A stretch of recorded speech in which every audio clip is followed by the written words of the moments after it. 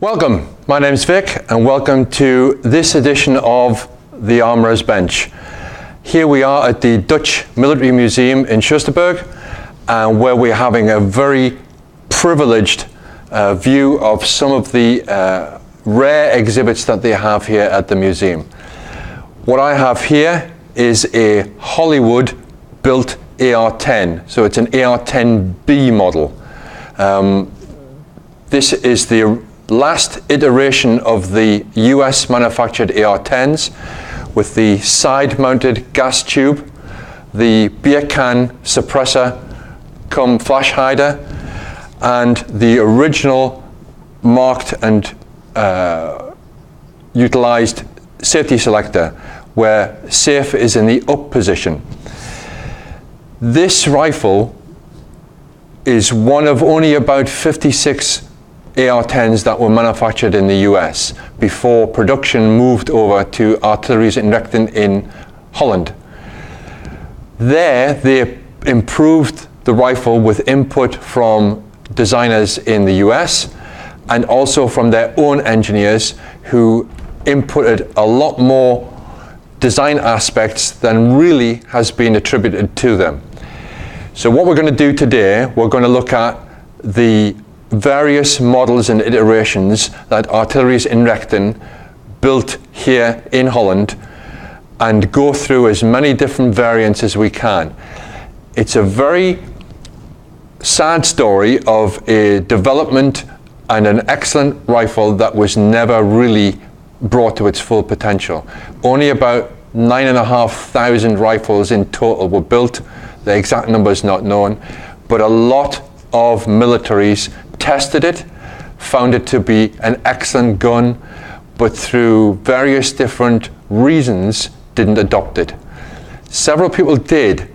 The Sudanese, the Guatemalans, the Portuguese Special Forces, the Paras, and the Comsubim of the Italian Special Forces adopted the rifle and wanted more of them, but production was shut down and that was it.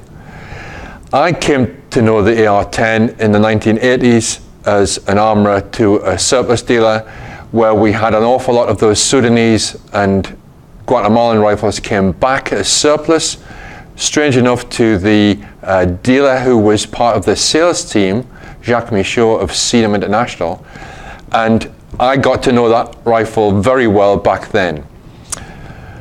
What we're going to do now is have an overview of how the rifle works by showing you a cutaway, and then we'll go through the various models in close-up, including this rare Hollywood version. So we'll be right back. Here we are with the Hollywood gun, the US-produced rifle. As you can see, there are differences between this and the production guns, which we'll see later on. The one that looks most prominent is this beer can type suppressor. This is a flame damper and noise suppressor to an extent. It has inside here some spiral wool and the muzzle is actually behind the port here. So it's around about here. It screws on the end. What's interesting about these Hollywood guns is that the gas port is on the side of the barrel, not on the top. And the gas tube runs along the side, the left-hand side of the barrel. These barrels are also fluted. This is to save weight. This is one of the reasons why the AR-10 was touted as being a very lightweight rifle for its time. The receiver looks like the Guatemalan and Sudanese and Cuban type receivers. There's not much changed, but as you can see, it has the ArmaLite prancing horse logo here. The selector is still safe in the up position, which isn't very good because if you drag the rifle along the ground, the change lever would naturally tend to rotate to the rear, which puts the gun on fire and also on full auto. The cocking handle is the non-telescoping type, so it protrudes out the rear of the receiver when you cock it. which means that you have to remove your cheek weld. It's also only retained by a ball bearing, which is underneath the rear sight.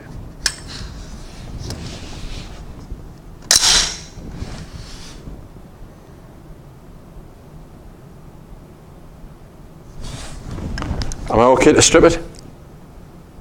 Yeah, please. You know how it works. Yes. I like to use a pen as well.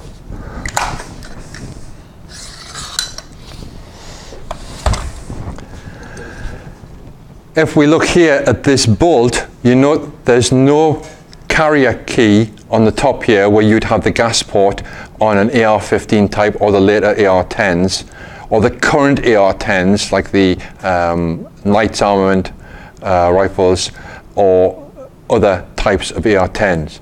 The gas port is actually here on the side so that the gas blows into the bolt. It actually makes a much more streamlined bolt. Also notice that there's a weight saving feature here by being turned down.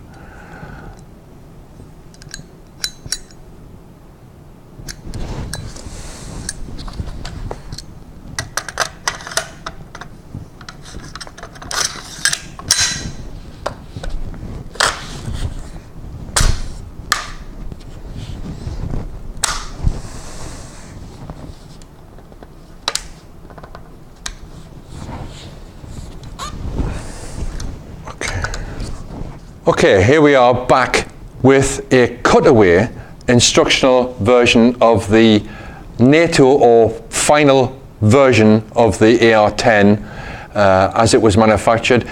This is the same rifle as was used by the Portuguese Paras and the Italian Comsubim. Some differences between this and the Hollywood gun and the early versions, for instance the cocking handle telescopes, it doesn't come out and whack you in the eye like the original versions do. It's interesting that this one also has the selector change to make it more safe.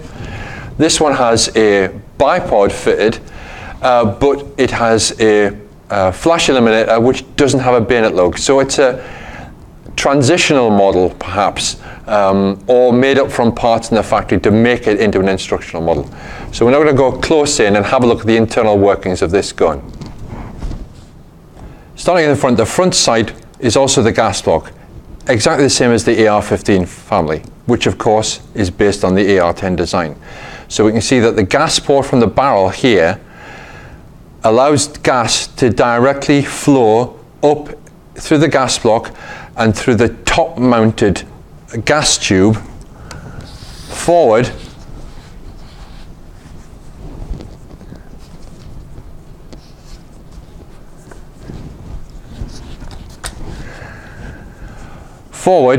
into here. This comes down the gas port, down this tube, and flows into the bolt carrier and forward bolt head. Remember, this is a piston which works in two directions.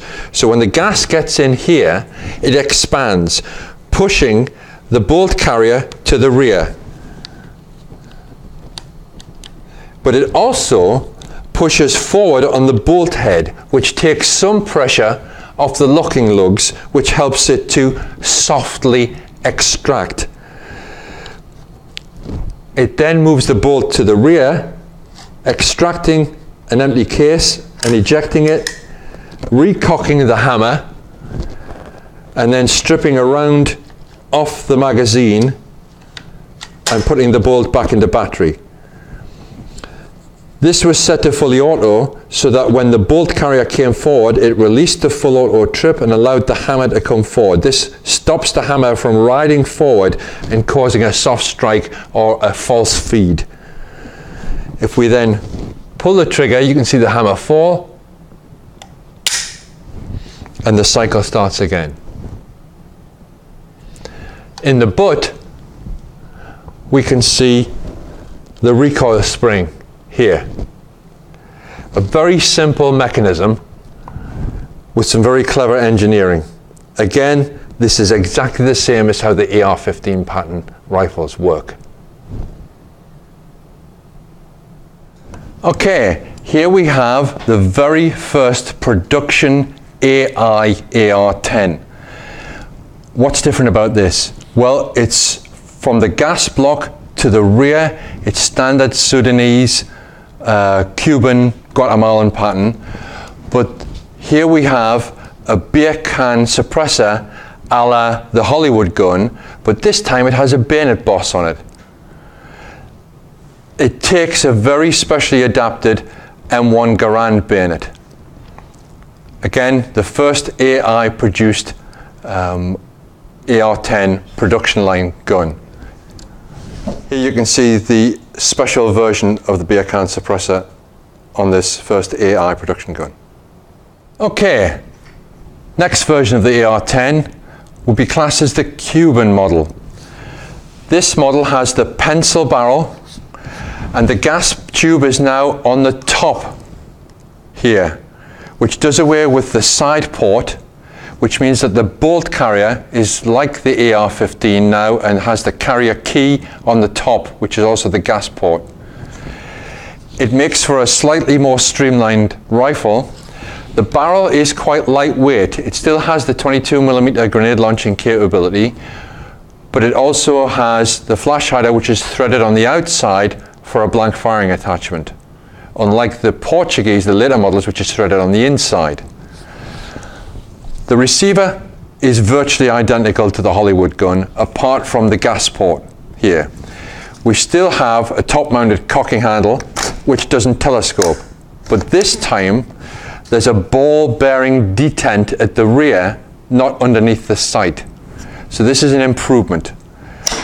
Problem with this gun is, under sustained fire, the gas port, which comes through the cocking handle, or below the cocking handle, gets very hot. And cocking it can be difficult and painful.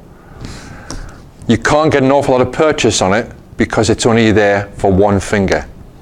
So this is a design drawback which was eventually designed out of the AR-15, and some of the later versions of the AR-10, especially the belt-fed or squad automatics, had a side-mounted cocking handle. This is virtually the same rifle as was used in the Dutch and the German army trials where the AR-10 was introduced. Next variant. This is the so-called Sudanese model. Now, the Sudanese approached the British Ministry of Defence in around about 1958 in the hope of being able to buy L1A1 FALs produced at Enfield for their armed forces. The Sudan had recently been given ascension from the Egyptians and the British, because it was a British protectorate, or joint British-Egyptian protectorate, and they wanted some more sophisticated weapons rather than the surplus weapons that they had left over. And the AR-10 would give them that edge, but they were looking for the L1A1. The British Ministry of Defence was then tooling up through Enfield to produce the rifle for British Armed Forces, and there wasn't any surplus capability. So consequently, one of the MOD personnel at the meeting with the Sudanese generals who came over on a buying mission said, go around the corner, there's a company there called Interarms who may have something that might interest you. So they walked around the corner at Whitehall in London, walked into Interarms or Interarmco's headquarters, and there was Sam Cummings. Sam Cummings had his demonstrator AR-10, a Hollywood gun, serial number 1001, which he showed them, and they were enamored by it, and he offered to let them try it out. Unfortunately, at that time, 7.62 NATO ammunition, as it would become, wasn't in easy supply for people outside of the military. But Sam Cummings knew people at Norma, the Swedish ammunition company, and he took the two Sudanese generals to Sweden, and Norma graciously gave them as much ammunition as they want. The generals were frozen to death by the fact that they're used to a subtropical Saharan climate and they were in the depths of a Swedish winter. but they got to shoot the rifle, they were enamored by it, and they decided there and then this was the rifle for them. Sam Cummings was invited across to the Sudan, and he met with their head of the armed forces. He demonstrated the rifle again to them, and they placed an order there and then for 2,508 rifles. 2,500 rifles with a bayonet attachment, which the original rifle didn't have. The engineers at AI quite cleverly produced a sleeve to fit over the pencil barrel, which is held in place by a single pin and the flash hider, and that has a bayonet boss on it.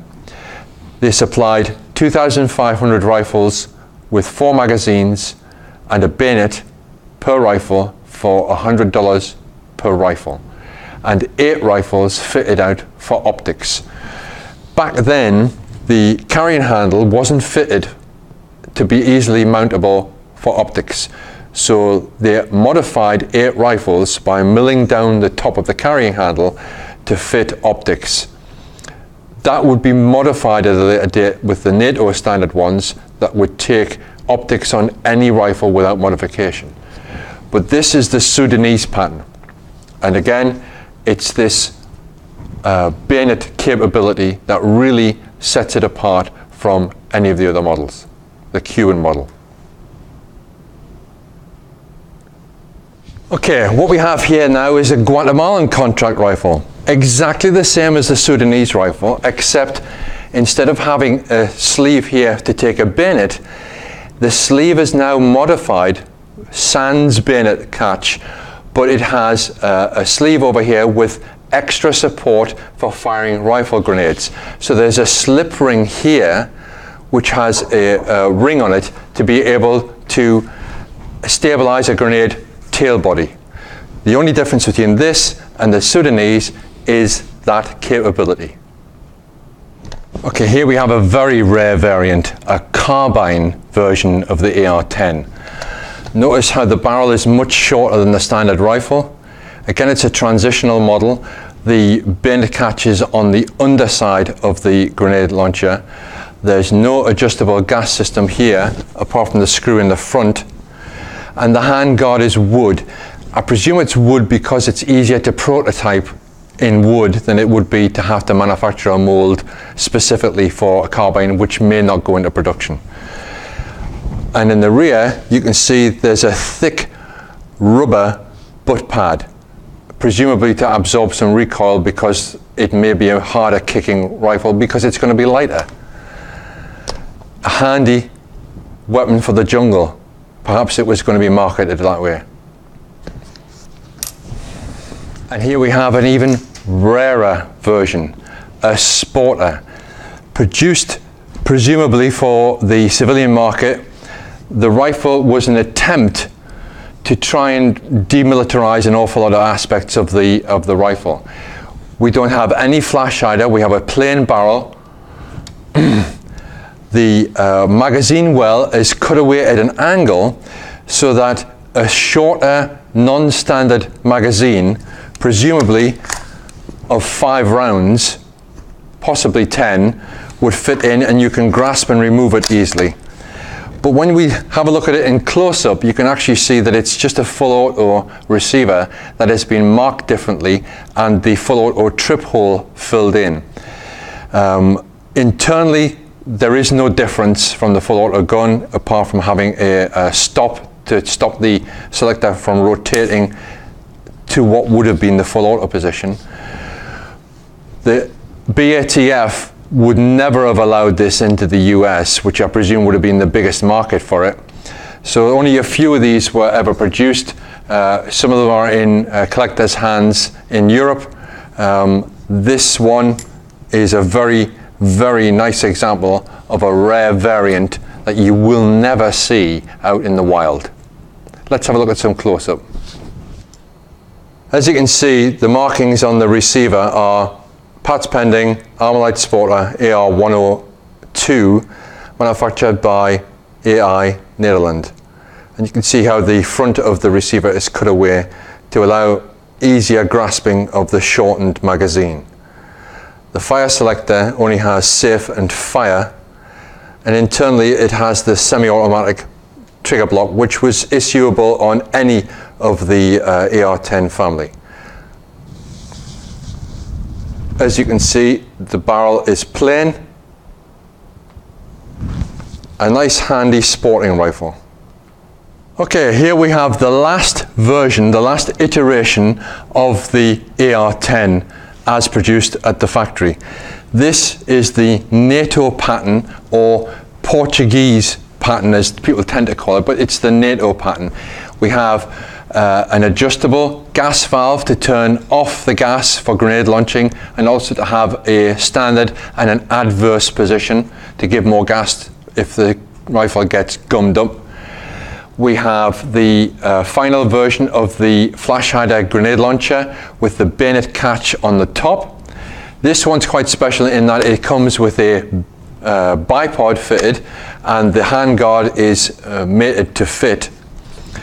The cocking handle is of the telescoping type, so that it doesn't come out the rear of the receiver and interfere with your face. Also, we'll see this in close-up, the selector has the safe position at the front, so that if dragging it through foliage and the dirt, the selector gets swept to the rear, it puts the rifle on safe. Vertical is semi-automatic, all the way to the rear is fully automatic. Strangely enough, this upper receiver doesn't have the mounting hole for the optics, so it may be some transitional model. But again, this is the virtual final iteration of the AR10. Now we'll see it in close-up.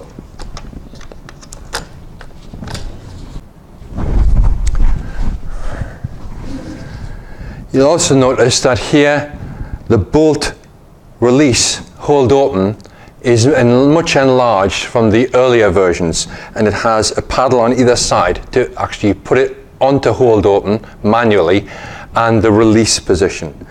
Again, the selector here is safe to the front, semi up, full auto to the rear. At the front here you can see the selector valve for the gas system, which will be adjusted with the tip of a bullet. Bayonet catch on the top. Full set of slip rings here for stabilization of rifle grenades. And interestingly, sling swivel on the side. Okay, another rare variant, and we'll see this in close-up in a minute.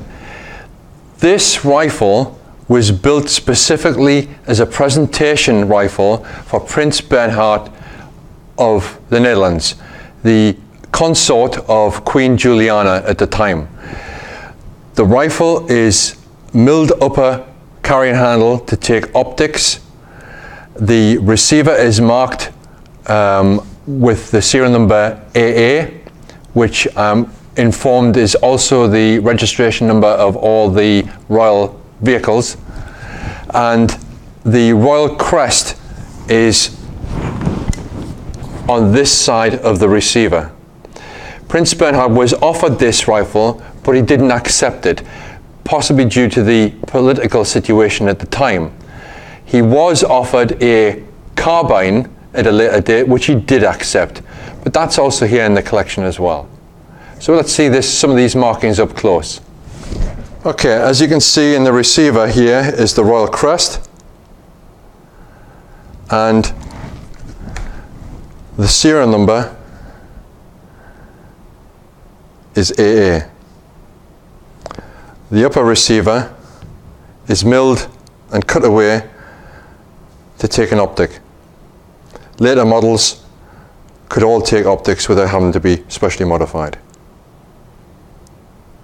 Handguard, buttstock and pistol grip are all painted green. Okay, now we're getting into heavier duty. We have here a squad automatic, as we would call in today's parlance, version of the AR-10. AR10, heavy barrel, heavier bipod, much heavier gas block and front sight, perforated 2-part handguard. Apart from that, bog standard. We have a carrying handle here. The rest of the rifle from this part to the rear is exactly the same, except one concession. We have a rubber butt pad. A version of the AR10 touted for heavy suppressing fire, but can also be used as a standard rifle. The capability of laying down suppressive fire from this rifle would be limited because it uses the standard 20-round box magazine. We will see at a later date the version that was designed to use belt-fed or box magazines as well, but that's to come. Here we have a very interesting selection. The 4 contenders for the German Army rifle trials. At the bottom, the FAL, the G1, that had been adopted by the German Border Guard Service and limited procurement for the Bundeswehr. About 100,000 were produced for the Bundeswehr, but with the idea that they would be replaced at a later date by a standardized rifle. Above it, the rifle G2, which is actually a SIG 510-1. It's a 7.62 NATO version of the STG W57 Swiss rifle. The rifle above that is a very early G3 with a lot of set-me type attributes to it. For instance, the rear sight is a flip type 1. Very early manufacture of December 1959.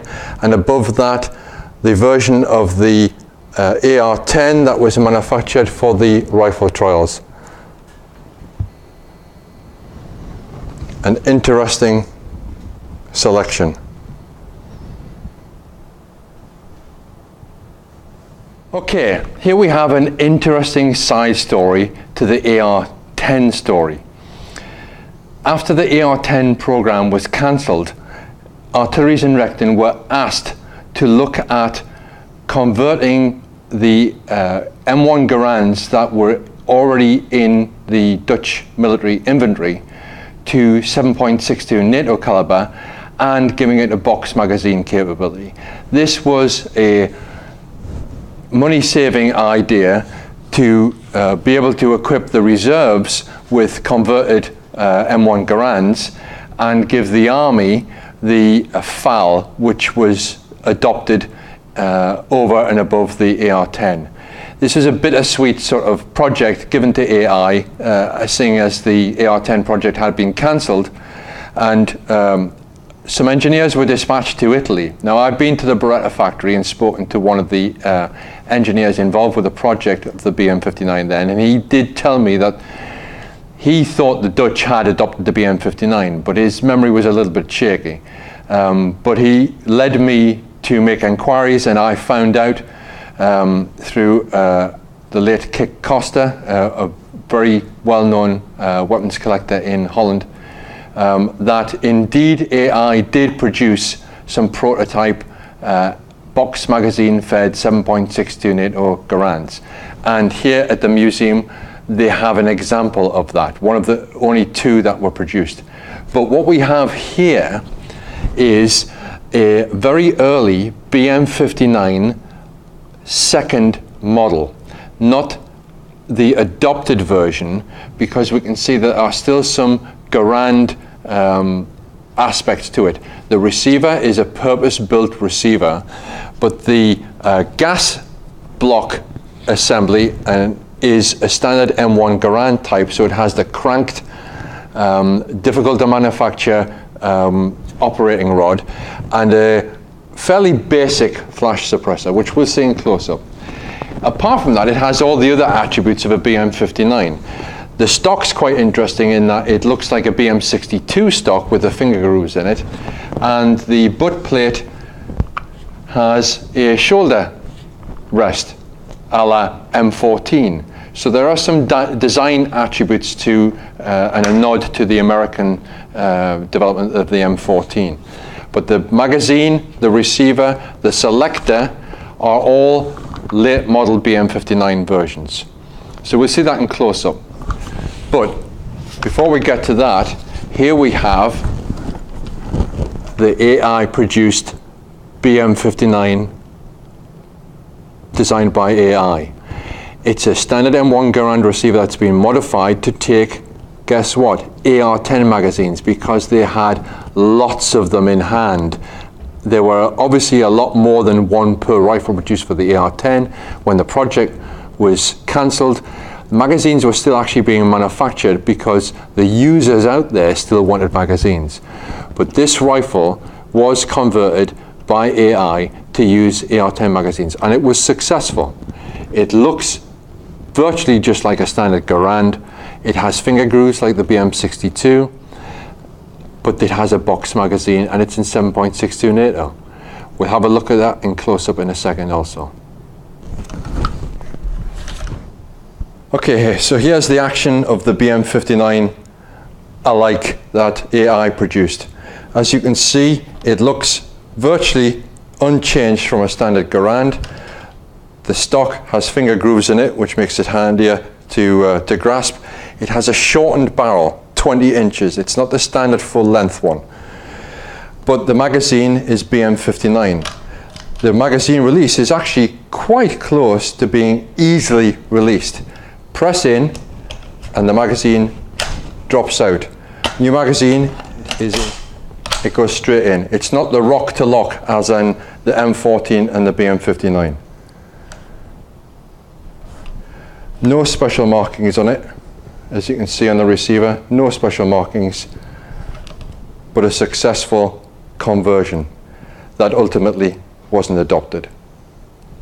And this very early BM59, produced by Beretta in Italy, notice the heel markings, and the standard Garand gas cylinder, but with a specially designed flash hider. And here we see the butt hook with the standard BM59 trap for a cleaning kit. An early BM59 that's usually not seen outside of the Beretta collection.